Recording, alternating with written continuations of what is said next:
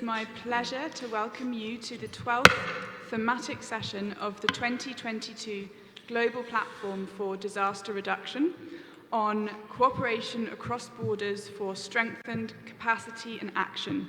That's Target F. I would also like to extend a warm welcome to everybody joining us online from around the world. My name is Becky Murphy, and I am Head of Policy for the Global Network of Civil Society Organizations for Disaster Reduction. I'm also co-chair of the UN DRR Stakeholder Engagement Mechanism. GNDR is the largest network of civil society organizations working on disaster reduction, with 1,436 members across 127 countries.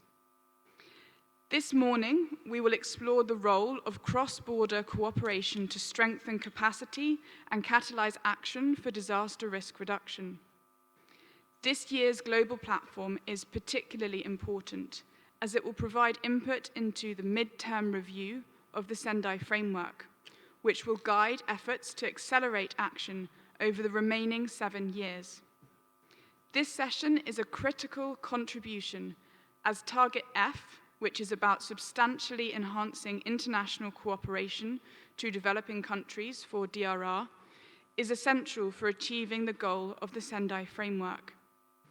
Let me stress the word substantially. We know that for every $100 spent on disaster-related international cooperation, only 50 cents are allocated to preparedness, prevention, and risk reduction. This imbalance must be addressed with urgency if we are to reach the goal of the Sendai framework to prevent new and reduce existing disaster risk. Improvements are required in the availability, quality, and reliability of data to track international cooperation in DRR. International development cooperation in all sectors must become more risk-informed. However, the future of international cooperation for DRR is no longer about donor funding only. Transboundary cooperation for disaster risk reduction helps to reduce disaster risk more efficiently by enlarging the planning space, the number and type of actors engaged, and the solutions available, while also expanding scope for exchanging data and knowledge and sharing costs and benefits. Strengthening capacity to manage risk calls for globally connected and cooperative solutions that create synergies between official development assistance and the work of other stakeholders. Donor funding must be part of cross-border multi-stakeholder networks that blends the capacity and skills of stakeholders and capitalizes on the benefits of South-to-South cooperation and cross-border knowledge and technology sharing. These include some of our panelists today, from academia, research institutions, as well as youth and civil society organizations. So, to kick the discussion off, we will begin with a short introductory video.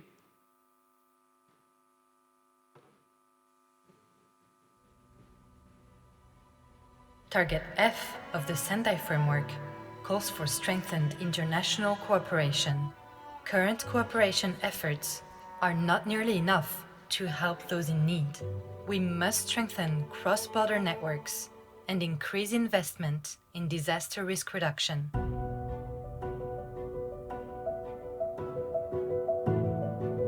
Donors and international financial institutions can and should do more to integrate disaster risk reduction in their development assistance, and also to direct investment to where enhancing resilience is most critical.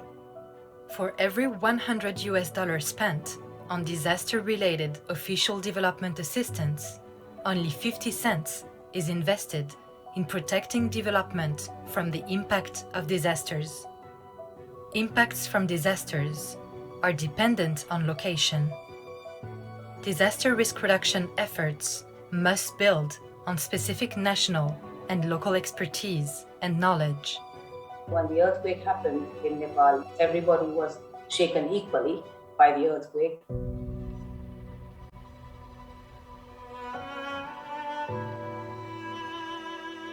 But the impact that people felt, depending on where they were, whether they were women, whether they were people with disability. The way they experienced that disaster and the aftermath and the rehabilitation varied. And unless you take cognizance of all of these factors and bring these voices to the table, both your disaster preparedness and post-disaster responses will remain inadequate. Development cooperation must foster cross-border sharing and exchange between communities, civil society, the private sector, and academics. For example, Madagascar has 3 major DRR strategies in development. Climatique. Le troisième point, tous les développements ou mise en phase opérationnelle des plateformes nationales de réduction des risques et catastrophes afin d'améliorer la réduction des risques et de catastrophes, notamment au niveau des secteurs, et aussi afin d'impliquer aussi les secteurs privés et aussi tous les acteurs parties prenantes en réduction des risques et de catastrophes. Nous avons mis en place des systèmes d'alerte précoce multirisques. C'est pour agir plutôt bien avant la survenue d'une éventuelle catastrophe.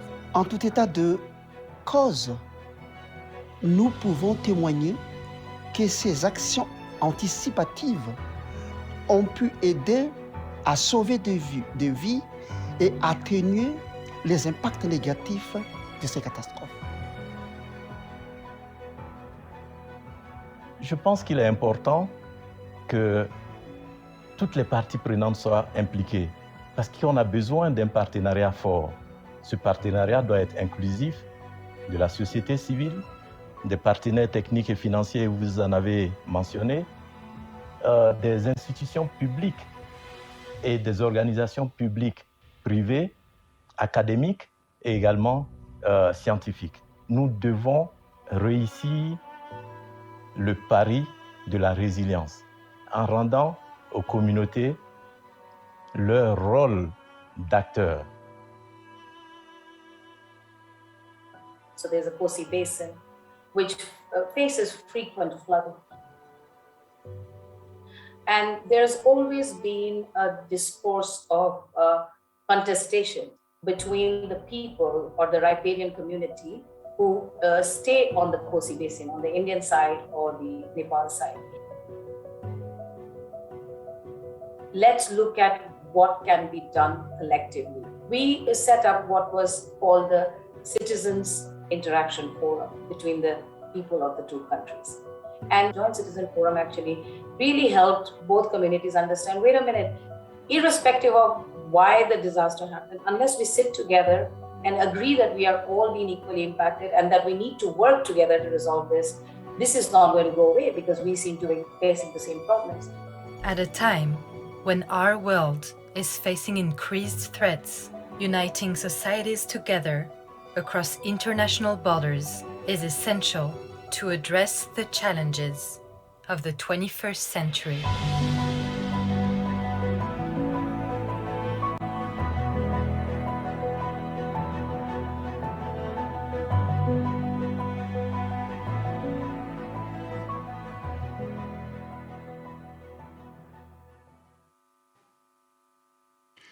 Okay, before we begin, allow me to outline a few housekeeping matters to guide our session this morning.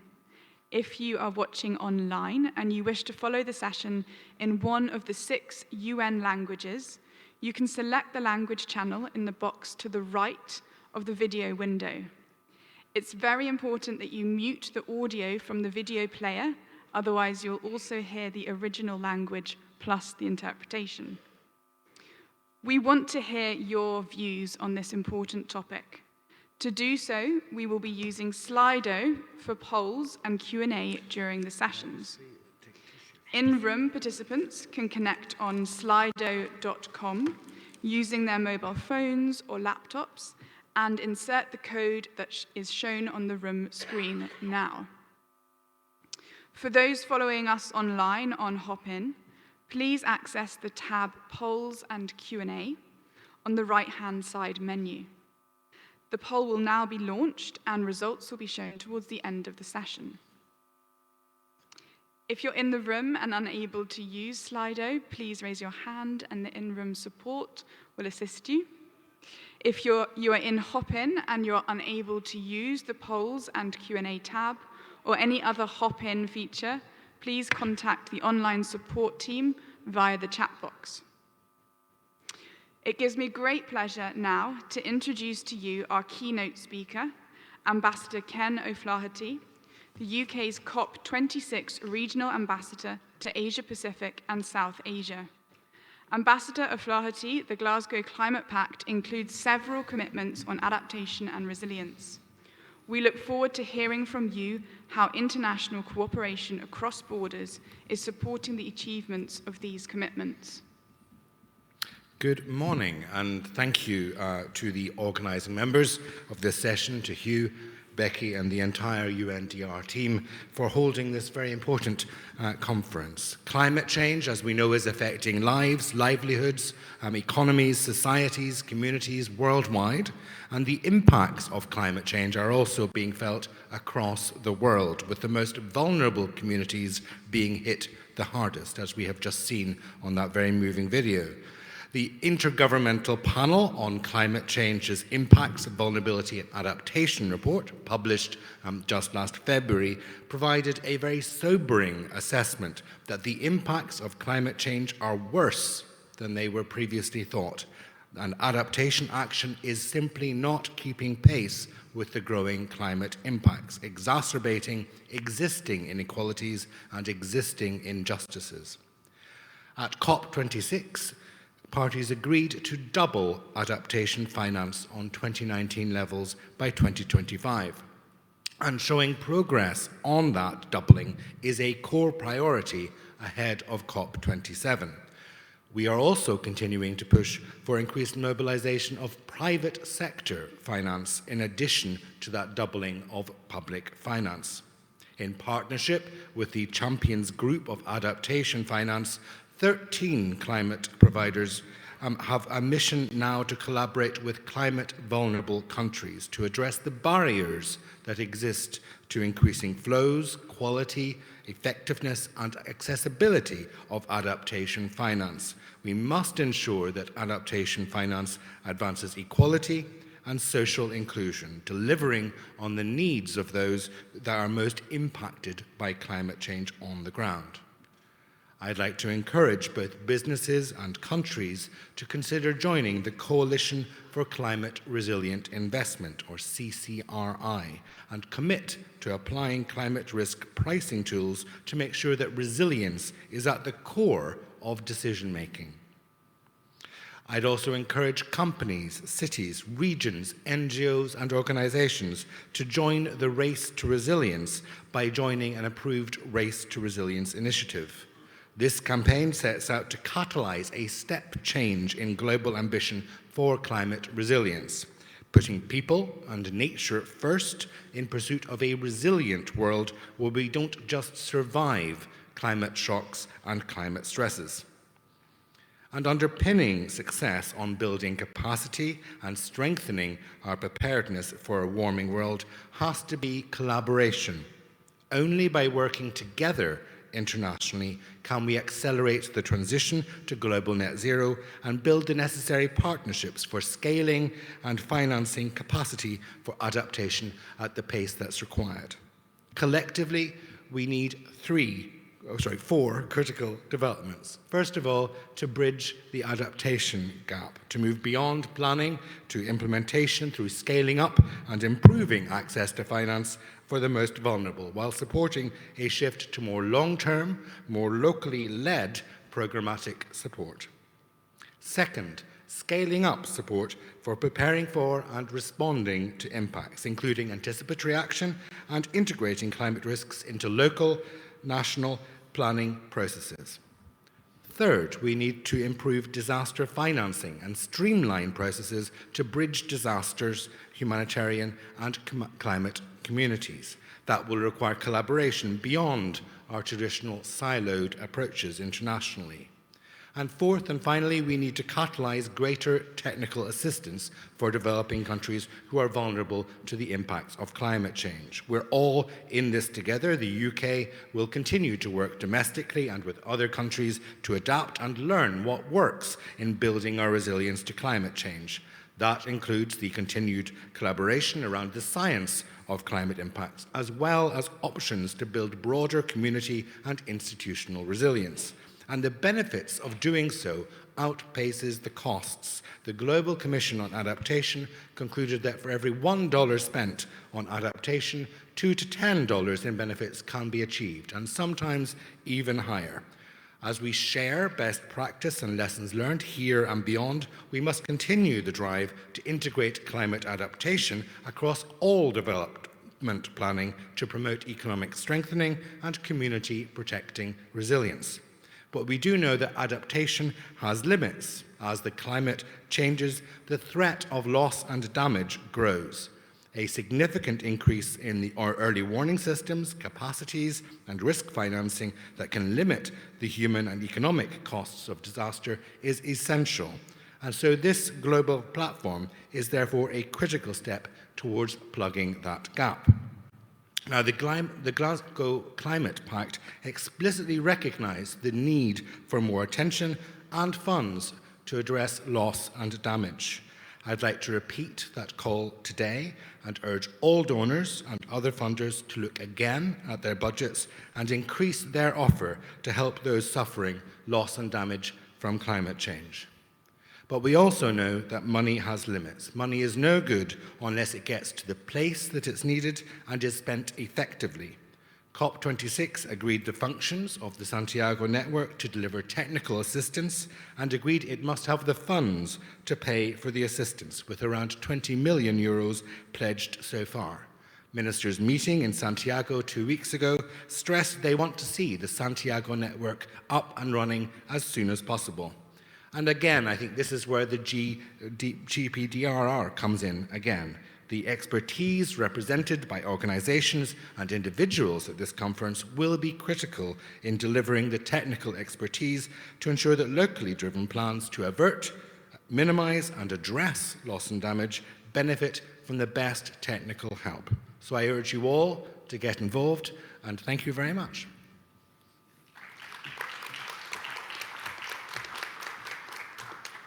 I thank Ambassador O'Flaherty for the keynote remarks and setting the stage for our panel discussion. I now have the pleasure of introducing our panelists. Her Excellency, Ms. Olaya Dotel, is Vice Minister for International Cooperation at the Ministry of Economy, Planning and Development for the Dominican Republic.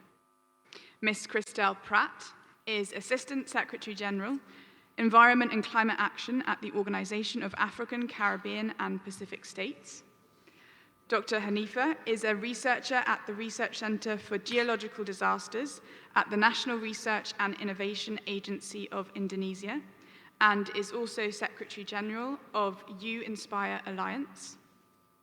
Finally, Ms. Heidi Schroederus-Fox is Acting United Nations High Representative for the Least Developed Countries, Landlocked Developing Countries, and Small Islands Developing States.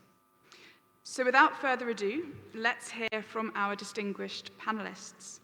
I will first turn to Ms. Dotel, Vice Minister for International Cooperation from the Dominican Republic. Vice Minister Dotel, what more could bilateral and multilateral donors do to ensure that official development assistance in all sectors supports the achievement of your national risk reduction, resilience building, and climate adaptation priorities? How can disaster risk reduction and climate adaptation be mainstreamed into development cooperation?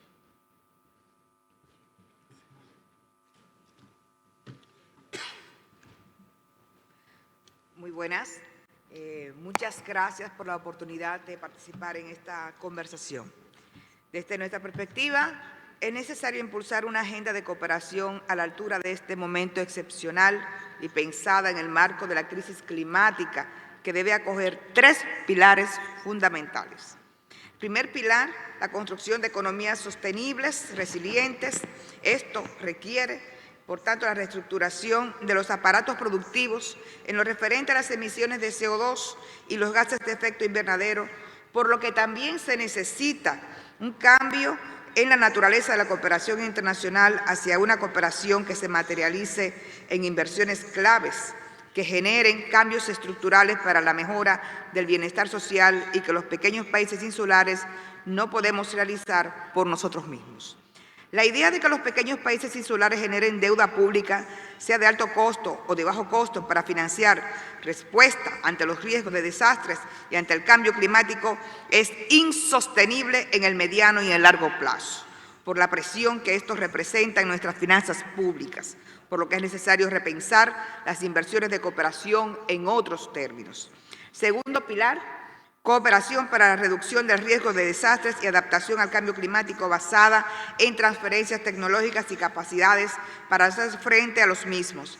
Compartir tecnologías de producción agroalimentaria para optimizar el uso de suelos, para mejorar la distribución y preservación del agua, esquemas de datos para alertas tempranas, modelos de construcciones resilientes, etc. Compartir estas tecnologías hacia países insulares con mayor necesidad de uso de estas y con gran dificultad para obtenerlos. En ese sentido, proponemos incluir dentro de las donaciones tecnología de alto impacto en la preservación de la vida e impulsar criterios diferentes para establecer el precio de innovaciones y tecnologías de alto impacto en la preservación de las vidas. En vez de que le corresponda un alto precio por su contribución a la preservación de la vida, que su precio justamente se reduzca de manera razonable, porque la vida es un derecho que no puede estar sujeto a las leyes del mercado y porque las innovaciones y los avances tecnológicos las más de las veces se obtienen por inversiones previas de los estados. El tercer pilar sería la generación de asistencia técnica para el desarrollo de procesos, mecanismos regulatorios y otros aspectos de la vida económica y social de los países para la plena garantía de los derechos individuales y el desarrollo de la calidad de vida de las personas. Formular iniciativas estratégicas y transformadoras que dejen capacidades instaladas e impacten en áreas claves que contribuyan al cierre de brechas estructurales, apostar a una cartera de políticas que garanticen la calidad de vida. En conclusión, pensar una cooperación de naturaleza colaborativa que impulse el desarrollo de los países, generando capacidades y apoyándolos según la naturaleza de sus desventajas o sus posiciones de poder. Gracias. Thank you, Mr. Tell. I would now like to turn to Ms. Christelle Pratt from the Organization of African, Caribbean and Pacific States.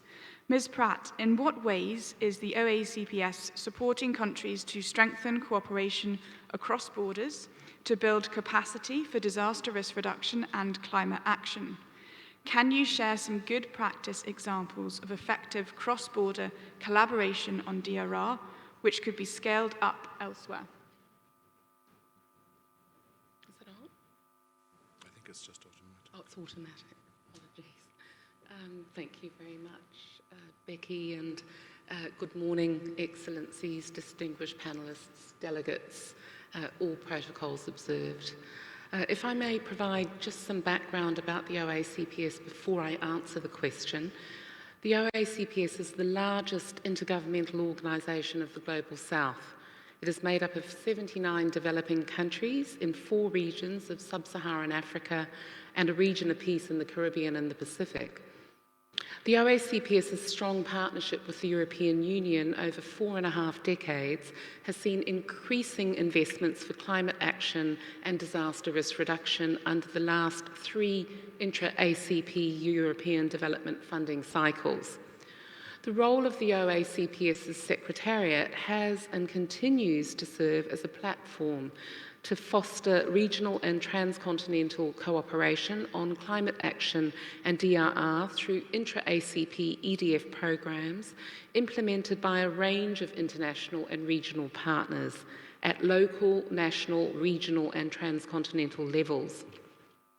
The OACPS Secretariat, through these programs, promotes regular intra- and inter-regional OACPS policy dialogues, exchanges and sharing of experiences, knowledge and good practices, diplomacy, outreach and cooperation among OACPS countries, regions and with partners.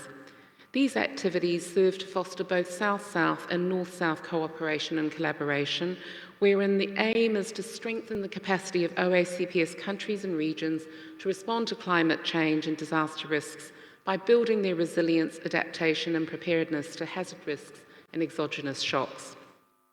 Some concrete examples of cross-border cooperation include, under the Global Climate Change Alliance Plus programme, regular regional technical meetings and joint policy dialogues to exchange and identify issues of common interest that foster joint actions or collaboration for advocacy, outreach and communication actions for the UNFCCC COPs, as well as other regional and international events. The ACP Disaster Risk Management Focus Days, held under the Global Facility for DRR component of the 10th Intra-ACP EDF Natural Disaster Risk Reduction Programme, on an annual basis has brought together climate and disaster risk reduction policymakers and practitioners to listen, learn, liaise and exchange. Such intra and inter-regional exchanges have proven invaluable.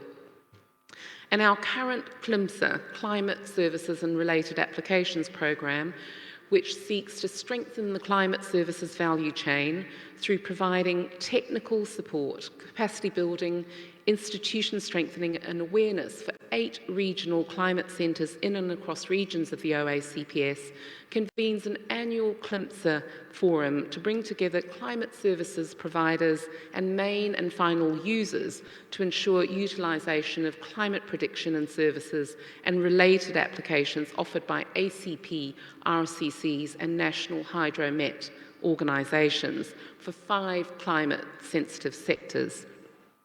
So to conclude, moderator, I want to raise the priority issue of access to concessional finance for many of our extremely climate vulnerable middle income and high income members, and efforts underway to develop a multi-dimensional vulnerability index. This is front of mind, and we are conscious that it will require cross-border and multilateral cooperation and collaboration to gain the acceptance that will be necessary. Thank you very much. Thank you, Ms. Pratt. Our next speaker is Dr. Hanifa from the National Research and Innovation Agency here in Indonesia. Dr. Hanifa, the recent IPCC reports have demonstrated that science is key to understanding climate change, and science should inform our action to tackle its effects. What do governments need to do to bridge the science policy gap on risk reduction? How can international development partners better support developing countries to access the best science and technology for disaster risk reduction? Thank you, Ms. Becky. Good morning, Excellencies, delegates, ladies and gentlemen. This is such an honor to participate in this important thematic session. Asia and the Pacific, as among the most dynamic, innovative, fast-growing regions in the world, is playing an instrumental role in achieving the targets set by the 2030 Agenda through firm commitments and regional cooperation. On the other hand, the progressive development in the regions embed social complexities that lead to increasing vulnerabilities, coupled with known and unknown hazards that do not correspond to territorial borders. We are looking at unimagined disaster risk as a collective cause. There are many uncertainties that we face toward the future. Therefore, there are 3 keys that we would like to suggest. The first is to strengthen multi-stakeholder, multidisciplinary, transboundary collaboration for technology transfer and development, resources and knowledge to enhance capacity, data accessibility, effectiveness and efficiency of disaster management and resilience. Depending on the structure in each state, government should enable all stakeholders to have access to scientific advisory for understanding the science, especially climate risk, hydrometeorology, geological disaster, and impact across sectors and its uncertainty, so they can make appropriate planning. Considering that disaster management is a cross-territorial issue, regional and global cooperation is very important to ensure that all parties can deal with complex and cascading risks in the best possible way, leaving no one behind. This will also require improvement of regulation and governance in order to facilitate the process of implementing cross-border cooperation in the field of disaster risk reduction. Second, twinning scheme through neighbor help neighbor and fostering regional cooperation. Disaster risk, especially in developing countries in the Asia-Pacific region, is very high. On the other hand, the capacity of each country to manage disaster risk varies greatly. Indonesia has developed and implemented various disaster innovations and technologies which have been replicated in other countries that have similar disaster risk characteristics and vice versa. For example, technical support to Asia-Pacific countries to develop tsunami early warning system. Therefore, we encourage each country to carry out trans-boundary cooperation so that technology transfer, resource mobilization for DRR effort carried out in an equitable and effective manner to increase DRR capacity through South-to-South or neighbor-help-neighbor cooperation scheme, leveraging on exciting various regional mechanisms. Third, and last but most importantly, empowering youth, young scientists, young professionals in a gender and inclusively balanced manner as a vehicle of regeneration. We must also collectively work hand in hand on the issue of youth refugees crossing borders that are lost from their past identities and disrupted from their dream future. We need to encourage young people participation, women participation as the front line in cross-border cooperation, considering the characteristic of young people and women who are close to technology, flexible and have the potential to break the borders and the silos, leading to science policy interface nexus, as shown from good practices of U-Inspire Alliance, a network of youth and young professionals in Asia and the Pacific working in science, technology, and innovation for disaster and climate resilience. Thank you. Thank you, Dr. Hanifa.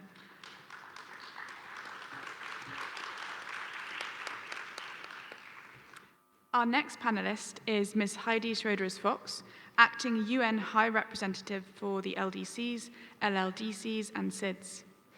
The LDCs, LLDCs, and SIDS often lack the fiscal space to invest in DRR and resilience. While real and perceived risks can detract private sector investments in these countries, how can development partners be a catalyst for financing disaster risk reduction and de-risking investments in the LDCs, LLDCs, and SIDS? Can you tell us how the proposed multi-dimensional vulnerability index support this? Thank you very much. Very good morning to everyone. Really pleased to be part of this panel discussion today. It's an honor. And my office supports the 91 most vulnerable countries in these three groupings: least developed, landlocked, and small island developing states. And these are countries that really these cascading crises have very disproportionately affected them. The pandemics, its socioeconomic impacts, and a high degree of vulnerability to climate impacts and natural disasters have really left these countries very exposed. The energy and food price shocks resulting from the conflict in Ukraine and further impacting vulnerable nations, many of which are net importers of key food commodities. And the pandemic has already left many of these countries in dire economic straits. Tourism has collapsed, exports are in decline, supply chain disrupted, and they really are suffering from worsening debt situation. Out of the 46 LDCs, least developed countries, 22 are now in debt distress, and the debt service suspension initiative has provided some relief to the countries, but it has only postponed the payments of debt service. So a longer-term solution is really needed, a solution that involves real debt relief, but which does not impact the credit ratings of these countries. And at the same time, innovative approaches are needed for new finance. So what can the development partners do? Development partners can help mainstreaming disaster risk in development cooperation, working together with national governments and other stakeholders to define sustainable disaster resilience investment and help change investor behavior. I think our keynote speaker talked a lot about working together, having different stakeholders all there. Very much also agree with having youth as a part of the stakeholder group. Development partners can also help to mobilize private finance, including through the use of de-risking initiatives, innovative financing models such as resilience bonds, blended finance, impact investing can address risks and contribute to the implementation of the Sendai framework. We know that ODA responds well to disasters and reconstruction needs. However, funding and cooperation for prevention and preparedness is not adequate in the most vulnerable countries. Ultimately, it's not just about money from donors, this has already also been mentioned, but about better investment in reducing risk, and this requires better assessment of vulnerability, so vulnerability can be addressed in a targeted and effective manner. And Christelle has already mentioned the multidimensional vulnerability index. There is work ongoing in New York, a panel that is chaired by the Prime Minister of Antigua and Barbuda and the former Prime Minister of Norway, together with some experts that are working on defining what is vulnerability. And then, of course, this is a very key question to the 91 most vulnerable countries. So they are hoping to come up with a definition of a multidimensional vulnerability index by the end of the year. But of course, this is not just an academic exercise. It is what this vulnerability index will be used for. And of course, we are hoping that it will be used for access to financing, consideration of vulnerability when we look at how countries should access financing and also perhaps programmatic efforts. So we need everybody on board, the international financing institutions and everybody. And here I am talking to all of you. We need advocacy for this vulnerability index. You should all advocate for it. We need it. We need your support. So this is a very important project for the most vulnerable countries. Thank you. Thank you, Ms. Schroederis-Fox. Before going to the next round of questions, I would like to remind those following online and in the room to put your questions to the panel in the Q&A box and complete the Slido quiz. So please do that. I would now like to go back to Vice Minister Dotel. Ms. Dotel, have you been able to capitalize on South-to-South cooperation for disaster risk reduction and climate change adaptation? Has it been easy to establish these synergies between countries in your region? How could official development cooperation partners better support South-to-South cooperation to build capacity for disaster risk reduction and climate change adaptation? Gracias nuevamente. Una de las lecciones aprendidas con la pandemia del COVID-19 ha sido que no estamos solos en el barco y el recordatorio del impacto de la buena vecindad, de la necesidad de tener soluciones colectivas para problemas individuales. Un desastre de gran envergadura difícilmente puede abordarlo un país de manera individual. Se requiere una eficiente coordinación internacional en distintos ámbitos. Lo positivo de las relaciones de cooperación sur-sur es que abren el abanico de oportunidades para la demanda y oferta de cooperación en asistencia técnica, transferencia de conocimiento y la identificación de mejores prácticas. En cuanto a la cooperación para la reducción del riesgo de desastres, los espacios regionales de cooperación tienen una ventaja comparativa, puesto que las cercanías geográficas suelen mostrar vulnerabilidades similares ante posibles desastres, es decir, que estos países comparten características similares, pero en diferentes estructuras y contextos culturales, generando la búsqueda de soluciones conjuntas a problemas colectivos. Ahora bien, para crear sinergias entre los países de una misma región, hay que ser muy conscientes de que, aunque comparten riesgos similares, tienen contextos diferentes y esto podría dificultar la obtención de consensos y la implementación de proyectos conjuntos. Sin embargo, las diferencias no necesariamente son divergencias, Por ejemplo, en la actualidad tenemos 3 proyectos de impacto binacional con nuestro vecino país de la República de Haití en temas de cambio climático, preservación de la biodiversidad y respuesta ante riesgo de desastres. Además, hemos aprovechado la cooperación sur-sur para las transferencias de conocimiento desde países no insulares, pero que sí han tenido una trayectoria importante en la construcción de mecanismos de procesos y regulaciones de respuestas ante desastres y reducción de riesgo, como es el caso, por ejemplo, de Costa Rica. Son significativos los esfuerzos que se han realizado con el fin de contar con estrategias regionales y subregionales para la reducción del riesgo de desastres. Hoy día se dispone de la estrategia para la gestión del riesgo de desastres en el Caribe para los países miembros de SEDEMA CARICOM, la política centroamericana de gestión integral de riesgo de desastres del CEPREDENA, SICA, la estrategia andina para la gestión del riesgo de desastres y la estrategia de gestión del riesgo de desastres para los países de Mercosur. Para optimizar la acción de la cooperación de los países donantes en la región, en lo regional, o potenciar su apoyo en la cooperación sur-sur, es importante que se tome en cuenta de que en las regiones, a pesar de tener intereses comunes a desarrollar, cada país tiene un contexto diferente y a lo interno de esos países hay prioridades que no siempre responderán en el mismo orden o en la misma región.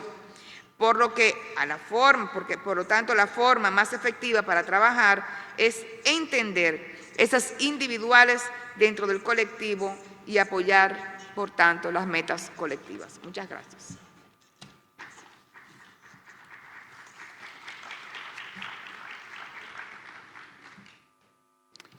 Thank you, Mr. Tell. Now, Ms. Pratt, do you think development cooperation partners can do more to capitalize on existing capacities for risk reduction and resilience within developing countries, especially from other key stakeholders, including civil society and academia? Why should they do this, and how can this be done? Thank you again for that question, and I would say yes, and development cooperation partners must. Why? Because as we know, climate action and disaster risk reduction to build our resilience and achieve sustainability are cross-cutting themes and should be underpinning imperatives and considerations in all of our policy and practice decisions if we are to achieve the SDGs, and previous speakers have touched on this already. They are priorities for us all, for the whole of government, the whole of country, and for all communities. In fact, for all key stakeholders, whatever the level, wherever the place. So therefore, the need to include all stakeholder groups is crucial because risk management considerations need to be fully embraced and become commonplace in all of our actions. For some examples, the establishment of inclusive partnership platforms such as the Pacific Resilience Partnership and the African Regional Platform for DRR are excellent examples. By embracing the principles of inclusivity and genuine and durable partnerships between all stakeholders and actors, including development cooperation partners, such mechanisms provide a forum to progress climate action and DRR ambitions and aspirations. They allow for South-South and triangular cooperation. They allow for listening, learning, and the exchange of lessons, good and otherwise, and best practices. They allow for joint programming and for addressing issues and challenges together, for capitalising on economies of scale, pooling resources and determining appropriate solutions for our places and peoples, and to use Hanifa's words, to ensure that we break the borders and the silos. Thank you very much. Thank you. A follow-up question for you. The OACPS consists of many SIDS and LDCs. From your experience, how can development cooperation partners better meet the needs of countries most vulnerable to the climate crisis, as well as other exogenous shocks, both natural and man-made. What opportunities should be pursued? I think my answer is going to be quite short, simply because in the keynote address, His Excellency touched on quite a number of issues that I would have used in my answer around access to concessional finance and recognising really the extreme climate vulnerability of many LDCs, SIDS, as well as landlocked developing countries. And then my colleague and friend Heidi of OHR did provide quite a bit of time explaining and expounding on the multidimensional vulnerability index, which I think will offer huge opportunities and relief for many of our vulnerable countries. And we look forward to working together on that, Heidi, with yourselves and all other agencies and partner countries in pursuing that. Thank you. Thank you, Ms. Pratt. So, Dr. Hanifa, the Sendai framework outlines an inclusive approach to disaster risk reduction that requires engagement of all of society. How can international development cooperation actors ensure they support the capacity development of national academic, research, and science and technology institutions, including young scientists and professionals, and including women, while also capitalizing on their knowledge and skills? And can you share any good examples? Thank you very much, Ms. Becky. This is such an important point to address. Indeed, cooperation among stakeholders in ensuring the capacity development of youth and young professionals is crucial.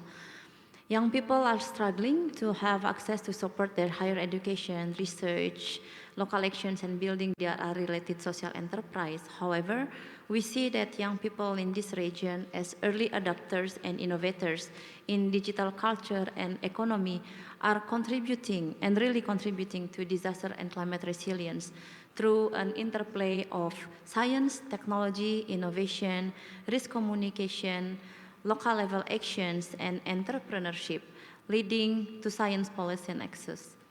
Disaster require rapid response and adaptation of modern technology, which is also sensitive to each different local and social context. In the case of developing countries where adaptation of new technologies is difficult, we as young people embodied the much needed abilities to bridge the gap between new and conventional techniques, such as Internet of Things and information technologies that are led by indigenous community and partnering with the young and eager minds. I would like to take an example and good practices from Indonesia and also from UNspire Alliance. Indonesia, with India and Australia, serve as tsunami warning system to 24 countries in Indian Ocean, also serve as a regional training center of the World Meteorological Organization for the West Pacific region. This involves many young professionals. The other example is the collaboration between UNESCO Asia Pacific, UNDRR Asia Pacific, UNDP Accelerator Lab with UNspire Alliance in organizing Future Literacy Lab, bringing more than 100 youth across the region to gain new skills in future literacy.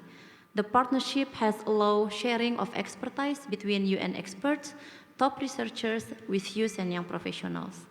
In Indonesia, UNspire Indonesia is working with UNESCO, UNDP, national government such as BMKG, BNPB, BRIN, universities, local government, community, and private sectors, for example, in organizing a disaster risk hackathon fest, disaster drone mapping, and also assessing tsunami readiness at the local level.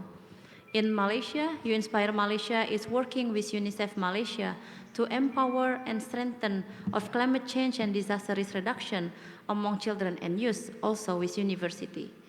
In India, UNspire India is collaborating with their NDMA and ICROM on DRR in culture and heritage management. We also have cooperation between youth organizations in which there are a lot of different youth organizations in the region that are really doing amazing things at the local and regional region. We have engaged with other youth organizations for sharing of experience and sharing of knowledge at the local level. This needs to be continued and be enhanced. Moving forward, we hope to engage with more international agencies, national stakeholders, and youth and young professionals organizations. Thank you. Brilliant. Thank you, Dr. Hanifa. So for my final question, I would like to go back to Ms. Schroeder-Fox. In the Doha Programme of Action for the LDCs, governments have committed to structural transformation capable of increasing productivity and growth while also reducing disaster risk. How can international development mechanisms, such as international trade policy, debt architecture, the graduation support facility, support the LDCs in financing structural transformation and building productive capacity that reduces risks and builds resilience to future shocks and crises? Thank you very much for the question. And ladies and gentlemen, there's a new program of action for the LDCs.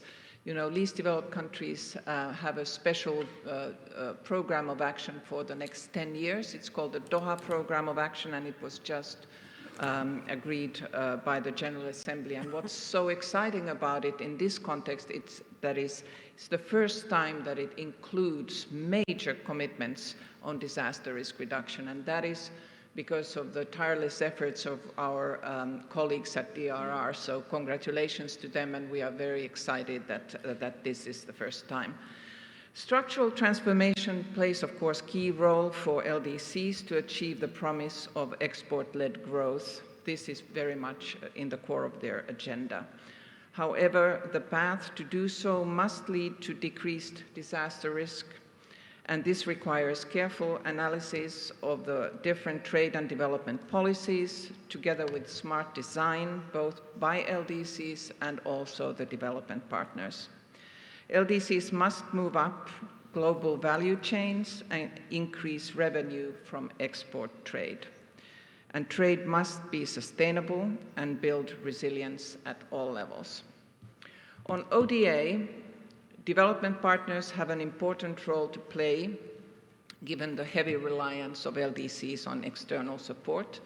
And in recent times, LDCs have experienced increasing vulnerability due to external shocks. I mentioned that in my first reply, really the cascading crisis that these countries are experiencing and the limited capacity for them to respond.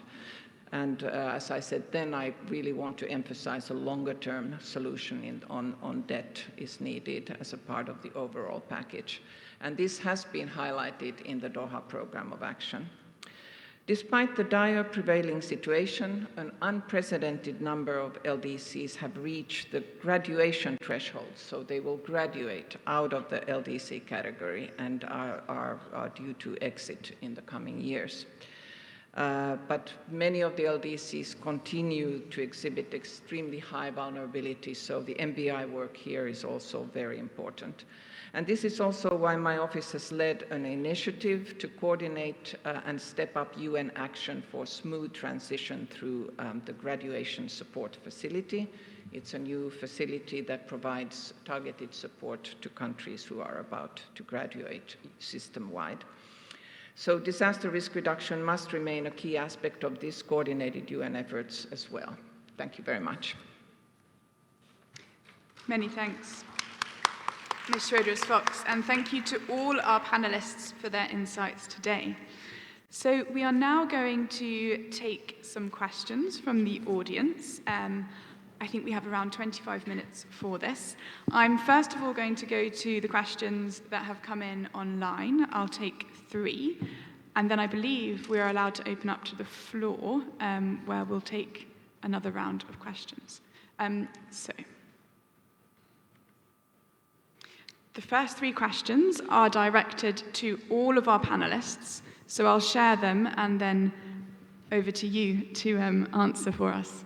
The first question is, if only 0.5% of the total disaster-related expenditures is on DRR, what will be the reasonable percentage we should expect by 2030? The second question is, what can we do at global level to ensure local actors have the capacity to work with their neighbours to assist persons affected or displaced by disasters. The third question is, what are the political leverage points to foster prevention? It's not a knowledge problem anymore. We need decision makers to act based on evidence. So back to that first question. If only 0.5% of the total disaster-related expenditure is on DRR, what will be that reasonable percentage that we should expect by 2030? Would anyone like to start?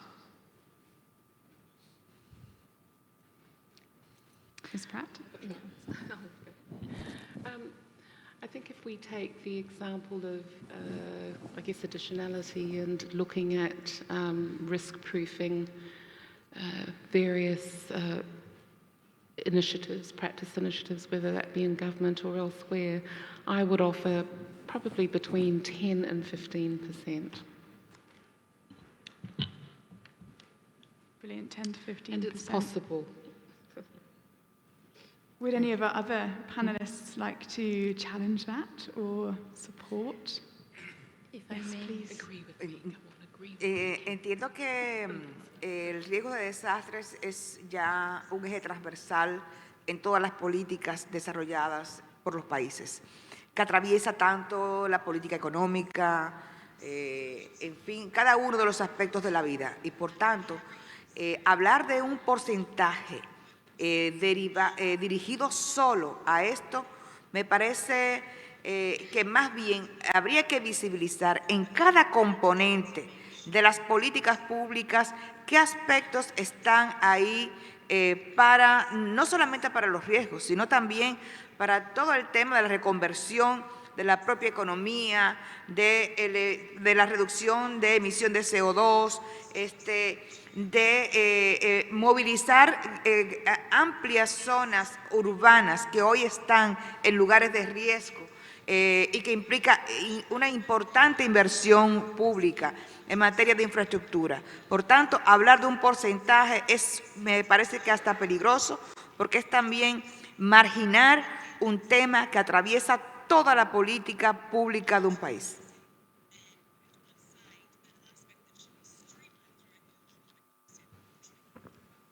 I don't have much to add, but just to say that I think we need to be ambitious. Ambition is important, and we need to aim high, and Crystal's numbers that she has put, I think, are ambitious and high, so I would support that. Thank you.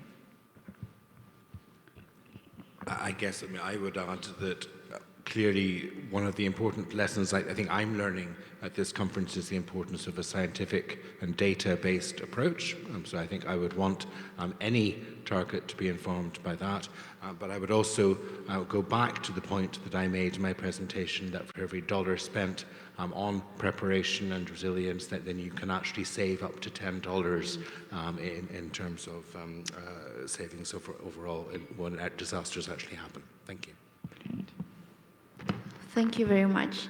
So I would like to reflect on our future literacy lab that we had in our third lab. We had future thinking on human behavior and hazard in 2045. So what we were thinking is the natural hazard may remain the same, but the man-made hazard will be multiplying with the increase of the developments of the building of infrastructure and so on. So I think the percentage will also that there will be uncertainties and flexibilities on how are we dealing, on how are developing our world from now toward the future.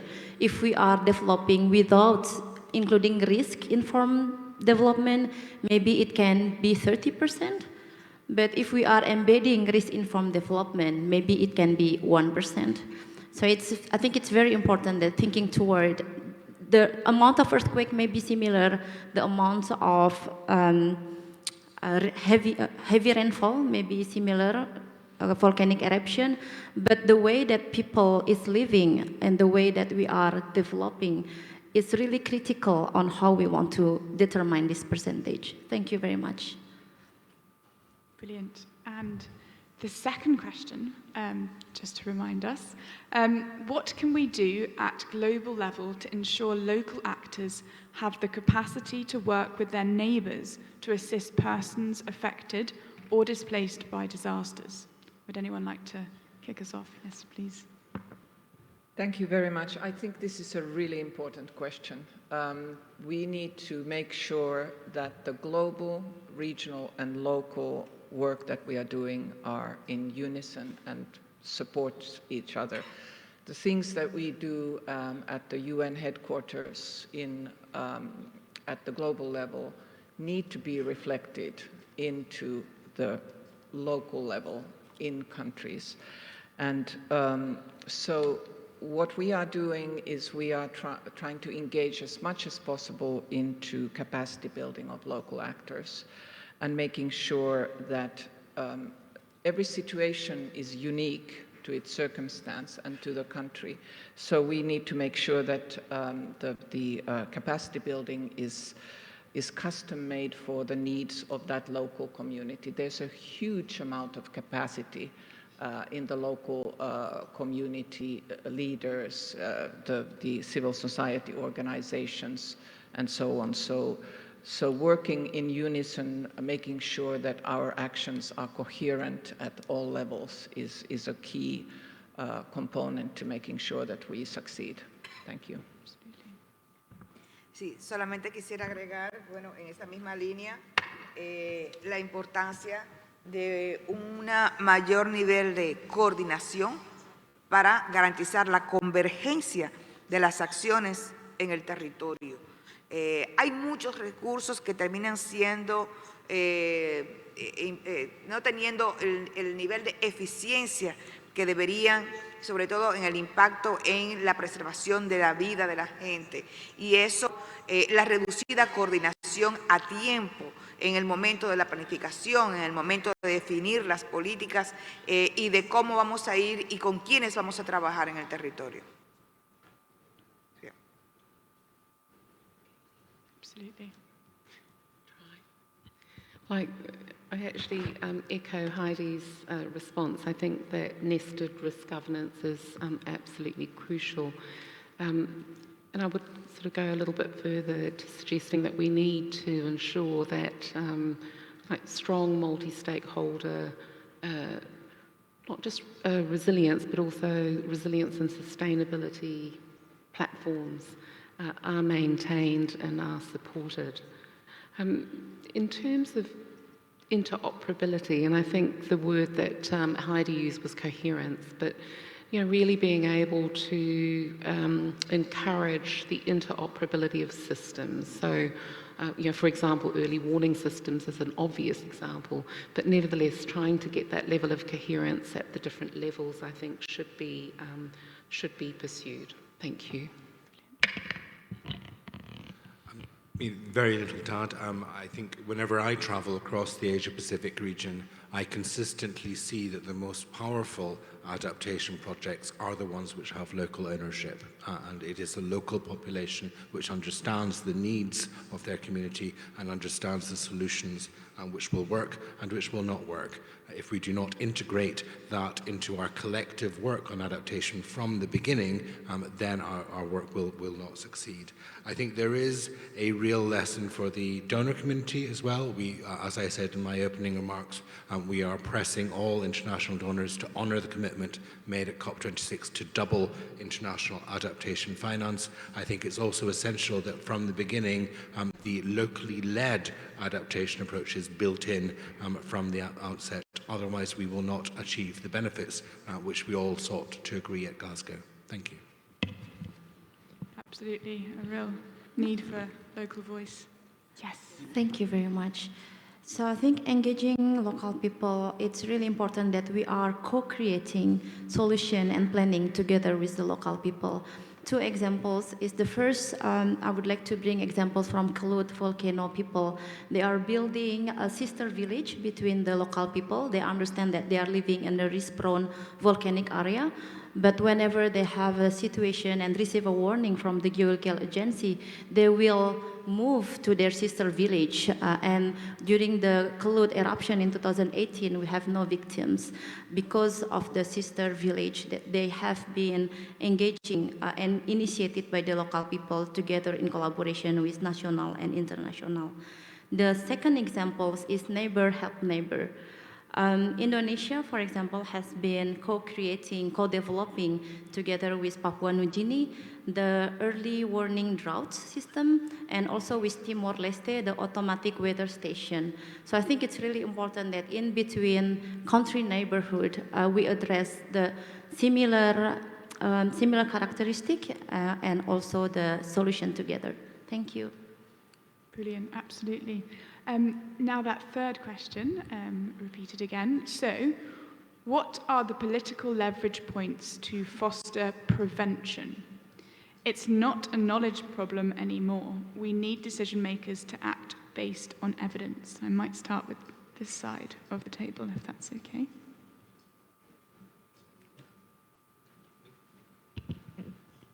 On this point, I think this is something which is relevant to something I see across policy areas on the climate change space, that we need integrated, joined up solutions from within government. And even in the mitigation space, for example, I often see that the energy ministry in certain countries will be very ambitious on renewable energy, on solar energy, because they know it is now the cheapest source of energy for their country, but that is not understood by the environment ministry, and so countries' NDCs end up being very unambitious compared to what is actually possible.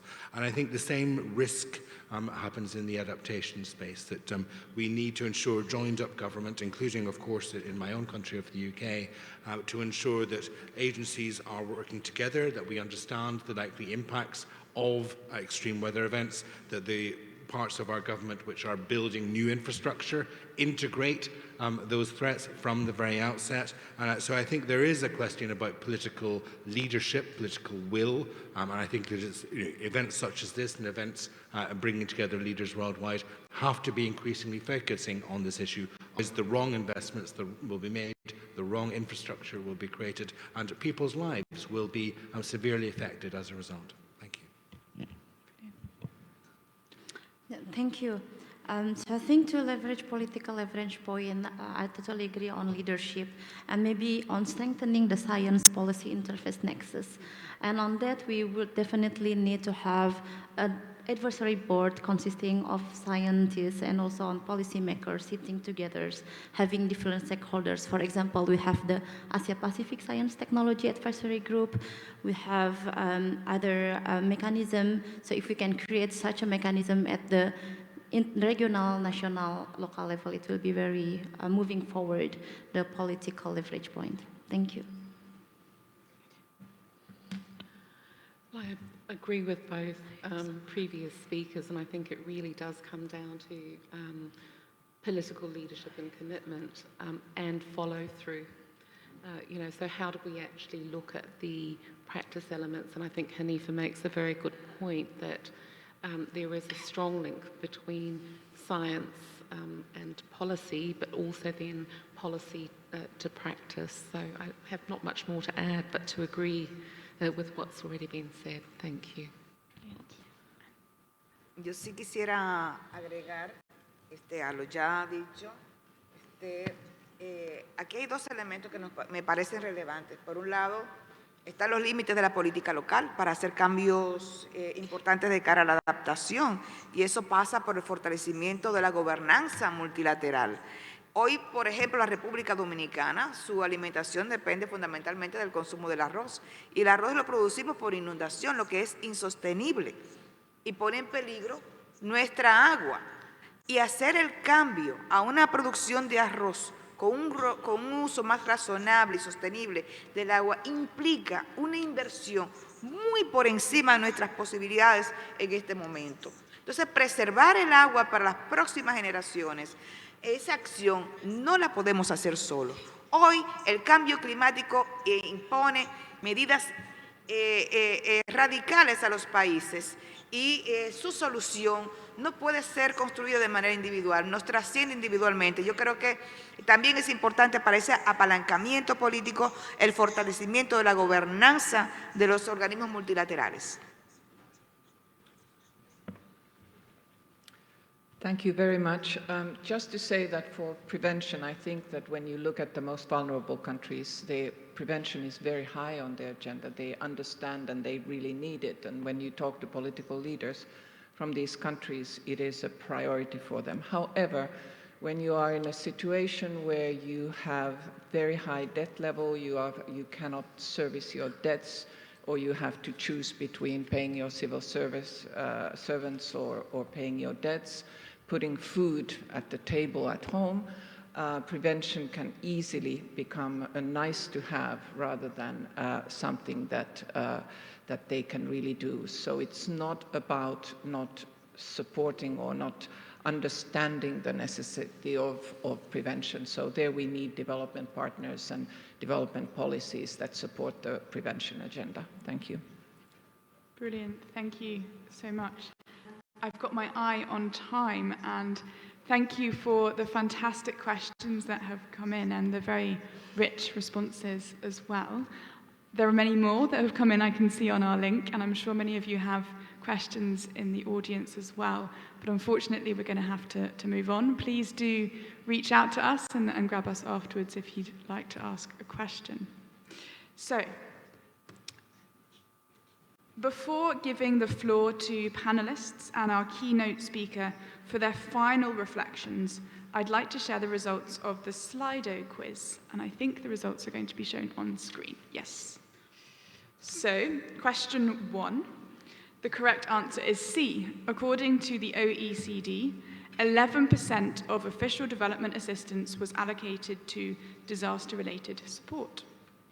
Question 2, the correct answer is also C. According to the OECD, only 4% of disaster-related official development assistance went to prevention and preparedness. 90% went to emergency response. Question 3, the correct answer is B. 56 countries are reporting on Target F through the Sendai Framework Monitor. Question 4, the correct answer is A. UNEP's 2020 Adaptation Gap Report finds that developing countries may need to invest up to $300 million annually in adaptation by 2030. Question 5, the correct answer is actually B. The IPCC finds that exposed assets on floodplains alone could reach $14.2 trillion by the year 2100. This data reveals a telling picture. We are underinvesting in disaster prevention and risk reduction. However, the cost of adaptation and risk reduction is clearly significantly lower than the potential for loss and damage due to climate change. So it's now my pleasure to invite our keynote speaker and panelists to give their closing reflections on key conclusions and recommendations. So first, I'd like to hand over to Ambassador O'Flaherty. Sure. Well, thank you to the panelists and moderator for an excellent discussion, and certainly I've learned a great deal. I think my key takeaways would be that climate change is no longer something which is just an environmental threat. It is a systemic threat, a systemic challenge for governments and international community, and that requires coherent, joined-up responses from governments and from donors. We have to ensure that we have a multi-sectoral approach, integrating disaster risk reduction with climate change policies and other economic policies. And as we have heard very powerfully from Dr. Hanifi, the importance of an inclusive approach. We know that women and children can suffer up to 80% of the impacts of climate-related disasters. We must have an approach that integrates the interests of those groups, of indigenous communities as well. And I think that on finance, it simply reinforced for me the urgency of donors meeting the commitments made at Glasgow of doubling international adaptation finance, of increasing finance for loss and damage, and of course on disaster management as well. And finally, just say I think that the cross-sectoral nature of this panel does reinforce the importance of collaboration. It's only through global collaboration that we will be able to reach the solutions that we need in this area. Thank you. Absolutely. Over to Vice Minister Dotel.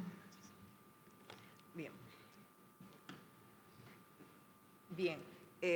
Solamente quisiera cerrar con lo siguiente. Así como han hablado de un fenómeno de carácter sistémico y por tanto estructural, asimismo, por tanto, deben modificarse de manera estructural las respuestas a este drama que viven los países. Estamos hablando de que hay que modificar las respuestas que se dan desde el mercado, desde el acceso a tecnología, desde el mercado financiero, en fin, no podemos seguir intentando responder con los mismos instrumentos tradicionales a la emergencia climática de hoy. No podemos pretender que los países sigan endeudándose para enfrentar, subsanar y generar adaptación ante el fenómeno del cambio climático. Hoy se requiere un nuevo tipo de cooperación que permita acceso a tecnología y un financiamiento que ayude a reproducir la tecnología en los territorios. Hoy el cambio debe expandirse por cada una de las respuestas para esta gran demanda que tenemos y este gran reto que tenemos los países a lo largo de todo el planeta. Gracias. Absolutely. Now over to Ms. Pratt. Thank you very much. Again, I join with previous comments, but I will just add we need to invest in climate action and resilience now. We need to include all stakeholders and actors. We need to integrate risk management considerations in all policy and practice decisions based on evidence. And if we succeed, we will achieve the 2030 Agenda and the SDGs. We will meet our commitments under the Paris Agreement. And we will also meet the targets of the Sendai framework. Thank you. Absolutely. Now over to Dr. Hanifa. Thank you. Upon implement and expand collaboration across borders to strengthen capacity and actions, we invite the other stakeholders into three key conclusions. First is to create greater synergies and collaboration, neighbor help neighbor, and South-South cooperation that enable inclusive participation, including children, youth, young professionals, women, disabled people, indigenous people, to participate in and influence development and policy-making processes in the field of disaster and climate resilience. By establishing more programs that enable networking between all of these actors, which in turn create continuous opportunities in responding and making science, engineering, and technologies relevant in the market of resilience building. Second is to increase opportunities and investment on capacity building for young people by extending resource mobilization, scholarship, grants, endowments, mobilization, seed funding, and other forms of investment. We see that the young people has really a potential to foster the transboundary collaboration, working in the field of disaster and climate resilience, to have a greater visibility and meaningful impacts. The third one is to leverage the role of local actors in the formulation and co-creation of cross-border cooperation scheme to ensure the development cooperation in the field of disaster management is based on concrete needs in the community or demand-driven. It also needs to be followed up by more opportunity to nurture the culture of social entrepreneurship or science entrepreneurship led by the local people and the young people to build resilience at the local level. Provision of technical support to increase access to funding as a catalyst for disaster and climate resilience initiative by utilizing innovation, creativity, and entrepreneurial spirit. Thank you very much. Brilliant, thank you. And yes, over to Ms. Schroders-Fox. Thank you very much. Not much to add here, really, to say thank you also to my fellow panelists who have very much inspired me and what they have said. But really my kind of last message would be is that in order to address the disaster risk reduction for the least developed countries, landlocked developing countries and small island developing states, they need additional finance, which will not worsen their already dire debt situation. This is critical. And in order to do that, we need broad-based partnerships. Everybody needs to be on board, working together really to put the most vulnerable countries, not only the vulnerable countries, but also vulnerable communities, vulnerable people in the forefront of our agenda. Thank you. Brilliant. Well, once again, I'd like to thank all the speakers for their valuable insight on this topic of cooperation across for disaster risk reduction. It is clear that collaboration and sharing of knowledge and expertise between countries, but also between governments, civil society, and academia is key to the success of the Sendai framework. Thank you for joining us today. I think we have a few minutes afterwards if someone wants to come and ask a question, but at 10:30 I'd ask you to kindly vacate the room so that